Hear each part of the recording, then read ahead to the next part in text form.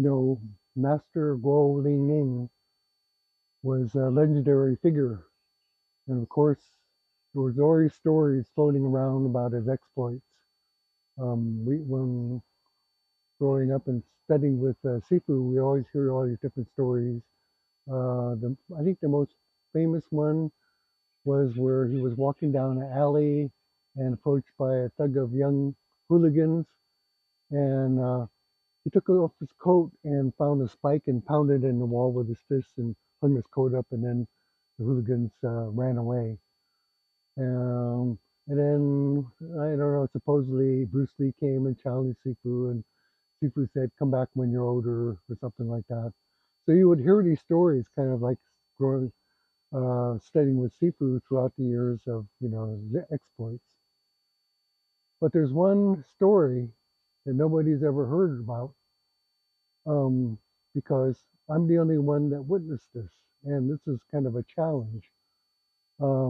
And I really never really told the story to too many people, mostly because they just didn't have the opportunity to.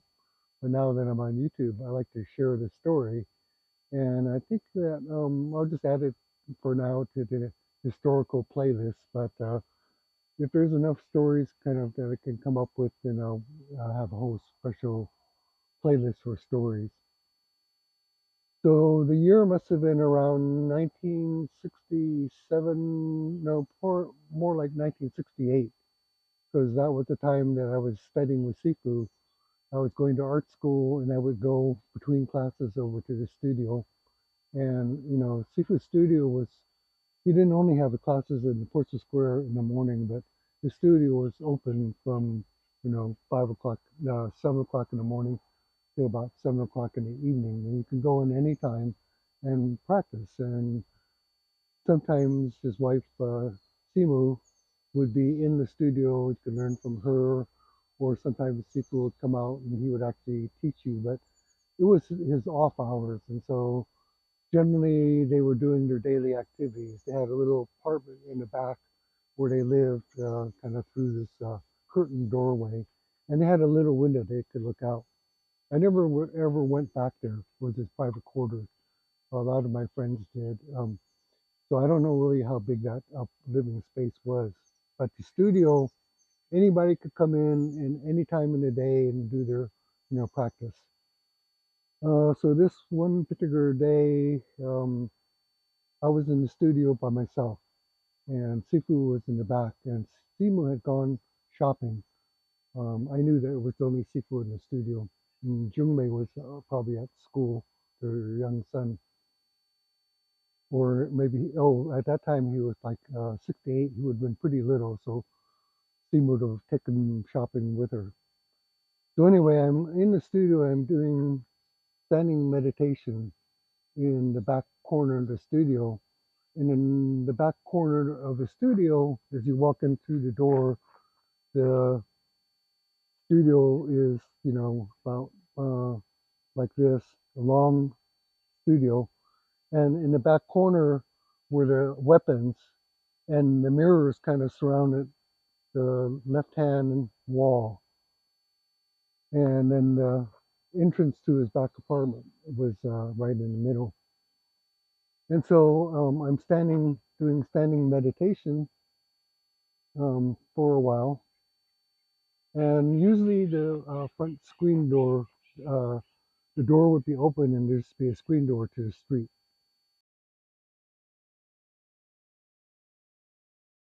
So I'm doing standing meditation, and all of a sudden I heard his voice coming in through the door.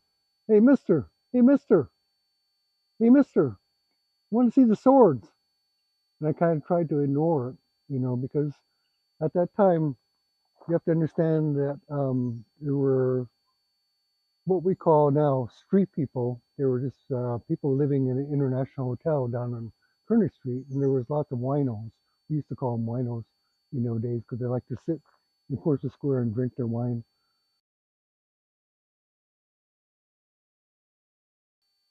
So there was these two, call them street people, at the door, and they were yelling, "Can we come in? I want to see the swords. I want to see the swords." And I was standing there trying to ignore them, And this went on for quite a few minutes with them yelling loudly through the screen door that they wanted to come in and see the swords. And I kind of remember going forward and saying, you can't do that. This is a private studio. And then as I was walking back to continue my standing meditation, Sifu heard the commotion and he kind of could see him looking through the curtain. There was like a glass window with a curtain that he could look out. And he looked out and he saw that there was like some people trying to come in. So he came out and, I speak Cantonese and he spoke kind of a northern Mandarin, northern dialect. And so we couldn't really communicate, but I knew just enough Cantonese to kind of explain that they wanted to see the swords. And so Sifu kind of, kind of did his thing. And so I went forward to tell the guys outside the screen door to go away. And so as I went to the screen door to tell them, you can't just go away. We're not going to show you the swords and stuff. All of a sudden, I heard people coming up behind me. And when I turned around, he is walking towards me with two swords, kind of with a smile on his face. And then the screen door is here, and there's like a red couch that you've seen in some of the other videos where people could come and sit down and stuff. And so as he walked up, I was kind of surprised that he actually had swords in his hand because the protocol in Portia Square was unless you were entitled to study that particular weapon, you were not supposed to touch the weapons. So seeing Sifu with two swords in his hand was kind of surprising. And so then he walks up behind me and he kind of like takes the swords and kind of puts them down on a thing. And he actually takes one of the swords and pulls it out and shows it to the guy. And I'm kind of like in awe because I've never seen Sifu do this. So he kind of shows it to the guy, and then at that moment, I was shocked when he actually handed the sword to the street person, and I just kind of went, "Oh, what's happening here?" And so as he hands the sword to the street person kind of grabs the sword, and of course he doesn't know, and he had a friend standing with him, and so he kind of turns to his friend, and he kind of goes like this, like showing that I know how to wield this weapon or something like that. And so as he turned around to look back at Sifu, by that time Sifu had drawn his own sword and was facing now the guy with the sword with his own sword.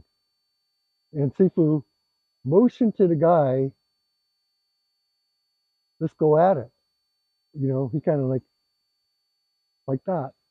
And the guy had the sword and he was like, he had turned around, he looked at him, all of a sudden at that moment he realized that Sifu was actually saying, come on, use the sword against me. And the guy took the sword and he threw it down on the couch and pushed his friend out the door and went running out the door. And so Sifu took the sword and he picked up the swords off the couch. And as he looked at me and kind of turned, his eyes were twinkling and you could see his goatee smiling. And he kind of, as he walked away, he was just kind of shaking his head. And he went back into the back apartment. So that was the day I saw Sifu challenge two street people to a sword fight. And that's my story for today. I had to add this note to the story. The story is actually typical of Sifu Guo's mischievous nature. He was both kind, loving, stern, and then he had this mischievous side to him as well. And in one of the videos at Dawson Lee's grand opening, he did a set of Monkey. And Sifu always kind of reminded me of Monkey in his mischievous nature and you always had to kind of be on the lookout for that because you did like to play little practical jokes and stuff. And so this story is really in true nature with Siku's personality.